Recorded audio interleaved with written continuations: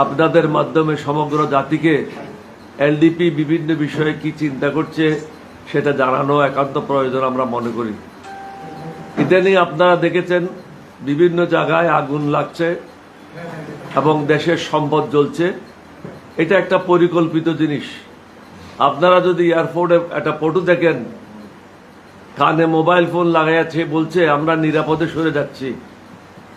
অর্থাৎ হাসিনা এবং তার লোটা বাহিনী, আমরা প্রথম থেকেই এলডিপি একমাত্র রাজনৈতিক দল প্রথম থেকে বলে আসছে চুপ্পুকে সরাইতে হবে, কারণ মাথা রেখে দেহকে কখনো অবশ করা যাবে না।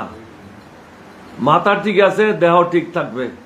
মাথা হলো রাষ্ট্রপতি, কিন্তু আমরা জানি না কি কারণে, কি উদ্দেশ্যে, কে বা কারা চুপ্পুকে আশ্রয় দিচ্ছে।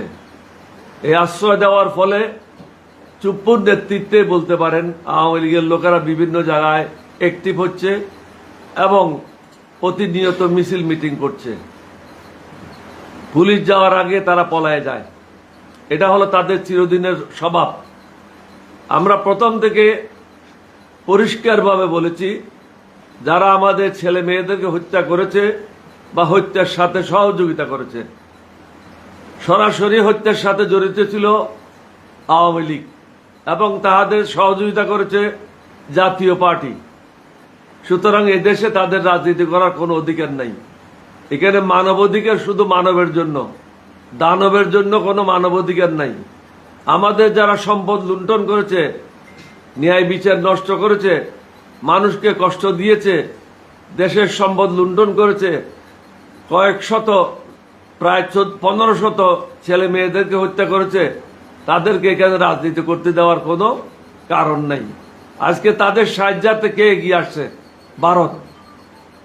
ভারতের জনগণের সাথে আমাদের কোনো শত্রুতা নাই, কিন্তু আমরা মনে করি ভারত সরকার হাসিনা এবং আওয়ামী লীগের লোটা বাহিনীদেরকে আশ্রয় দিয়ে বাংলাদেশের বিরুদ্ধে অবস্থান নিয়েছে।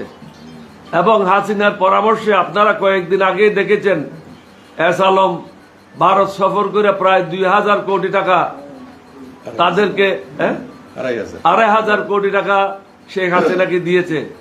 ওই টাকা খরচ করে বাংলাদেশের এক প্রান্ত থেকে অন্য প্রান্ত পর্যন্ত আগুন লাগাই দিচ্ছে। এখন আমরা দেশবাসীকে বলবো, আপনারা সজাগ হন। এটা একা সরকারের পক্ষে, পুলিশের পক্ষে, আর্মির পক্ষে বা সশস্ত্র বাহিনীর পক্ষে করা সম্ভব না। অপরিচিত কোনো লোক দেখলে তাকে চ্যালেঞ্জ করবেন, তার সাথে কথা বলবেন, কোত্থেকে আসছো, কেন আসছো, কোথায় যাচ্ছ। সমগ্র জাতিকে এগিয়ে আসতে হবে। এই লোটা বাহিনীকে ধ্বংস করতে হবে। রর লোকদেরকে বাংলাদেশ থেকে বিতাড়িত করতে হবে। এবং যারা এখনো সরকারে আছে, হাসিনার লোটা বাহিনী যে কোনো প্রতিষ্ঠানে হোক না কেন, তারা কখনো বাংলাদেশের বন্ধু নয়। তাদেরকে আইন অনুযায়ী শাস্তি প্রদান করা আমাদের কর্তব্য। শুধু বাংলাদেশ স্বাধীন করলাম আর লুটেরাদের হাতে দেশকে তুলে দিলাম, এটা ঠিক না। আমরা সমগ্র জাতিকে বলবো, আপনারা ঐক্যবদ্ধ হন। ঐক্যবদ্ধ হয়ে ভারতের যে লোটা বাহিনী, হাসিনার যে লোটা বাহিনী, তাদেরকে চিরতরে বাংলাদেশ থেকে বিতাড়িত করতে হবে। আজকে ভারত আমি আবারই বলবো, ভারত বাংলাদেশের বিরুদ্ধে, ভারত সরকার বাংলাদেশের বিরুদ্ধে প্রকাশ্যে অবস্থান নিয়েছে। এটা আমরা কখনো বরদাস্ত করব না। এটার জন্য সমগ্র জাতিকে দল মত নির্বিশেষে ঐক্যবদ্ধ হয়ে কাজ করতে হবে।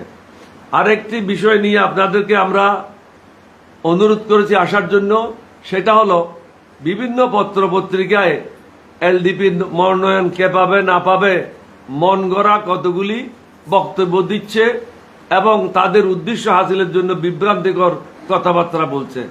তা আমরা মনে করেছিলাম আমাদের নামগুলি আমরা প্রকাশ করব না, বিএনপিকে দেব এবং আলাপ আলোচনার মাধ্যমে যেটা ঠিক হয় সেটাই হবে।